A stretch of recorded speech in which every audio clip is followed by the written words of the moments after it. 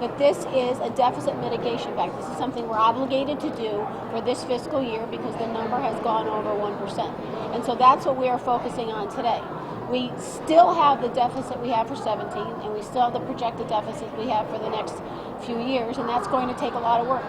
You know, you've heard us stand up, both sides of the aisle, and talk about how we don't agree with this or we don't agree with that, and there's certainly more of that to come, so don't be disappointed. But no, listen, we're in a very difficult situation.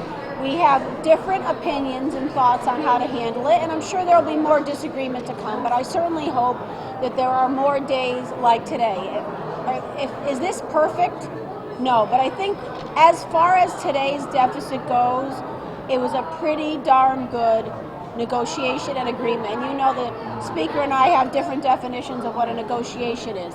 But I think today we put that aside and we came to something that we can all agree with. Having said that, it just solves the problem from now until June 30th, and there's much bigger fish to fry going forward. Remember, OFA's number was still lower than it was, I believe, 18 million or so than it was last month. So that's at least the good news, that number is lower than it was. I mean, I still believe that they worked a cushion in to that last month's number, so I'm hoping that when the new numbers come out in April, they won't be substantively different. We do have a statutory obligation to do a deficit mitigation plan once the numbers go over 1%. So we have accomplished that goal. We tried to do it in December. It didn't work out in a bipartisan manner, but it did today, and that's why we're happy to announce that. How important was it for you to try to avoid layoffs? Listen, I don't know one person who will tell you know what, I'm dying to lay people off.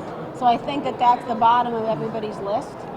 But I'll go back to what I said before. It's a big number, and all hands need to be on deck, and all options need to be available. There's always, when you have a package of this magnitude, there's line by lines, and you always have people say, I don't like this line or I don't like that line. But it's our job as leaders to explain what we think the significant parts are of it. And if you need to understand that we're in a deficit in September, we were in a deficit in November, we're in a deficit now, and this is now continuing for the time being, so difficult decisions are going to be made, but you have to be able to prioritize where that money is being taken from. And I think we always start out with hoping there's a bipartisan approach. We still have our very strong beliefs in the structural changes going forward, and the idea that this isn't going to change by just doing a deficit mitigation package every few months, that we need to make real long-term changes in the budget. That hasn't changed.